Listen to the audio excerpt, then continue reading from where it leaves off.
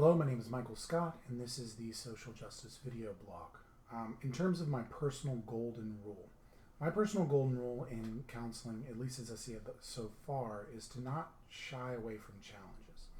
And what I mean by not shying away from challenges is that when engaging with a client, I think it's of utmost importance that we focus on bravery of the client and getting them to move to that edge, that level of what it is that they will do. Several studies have shown that in trauma and PTSD, as well as all forms of aberrant and deviant behavior, what we will find is that the amygdala has actually grown. And despite whatever interventions we do, we don't actually ever shrink the amygdala once it's grown. Instead, we make individuals more brave. We don't get rid of their fears. And so I think my personal golden rule in that aspect will be challenging clients to take on their fears and to grow from that experience, which I think is very much tied to the developmental aspect of counseling. In terms of self-care, I will be speaking on that later in the advocacy portion of the video, but basically remaining informed, as was laid out in the Self-Care for the Activist article. In terms of Bible verses that have to do with social justice, I think most people will probably be referencing Judges and Amos and Isaiah.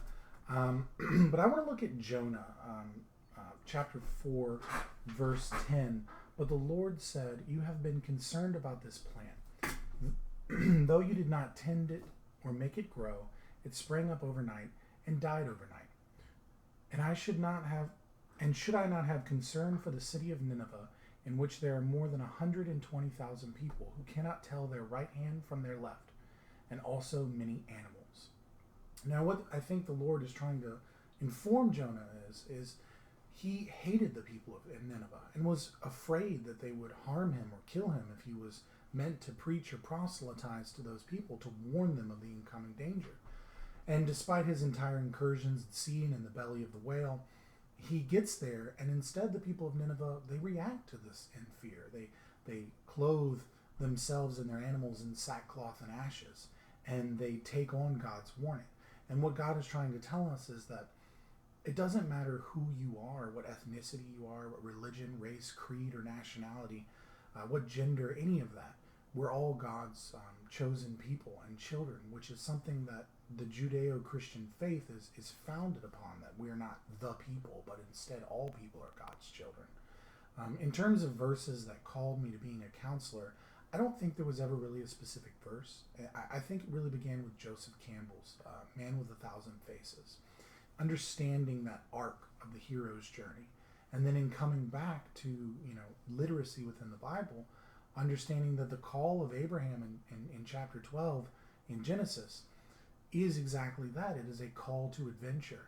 And I think we're all called to adventure in our own ways, and we do have to decide that in some way. There's no one on my shoulder telling me that, but it is there, and I think we have to see this as an adventure and as a challenge that is fraught with many perils and dangers, but not necessarily shunned, to be shunned, I apologize, because of those dangers, but instead to be accepted because of those, because they make us stronger and better counselors. In terms of what I would be doing for my advocacy, I think competent counselors have to be culturally competent. And so this is also part of my self-care from the first question, which is that, me personally, I will do everything I can to branch out, to meet and understand different cultures so that I have that information going forward. Because regardless of how you may feel about social justice advocacy, it's important to be informed.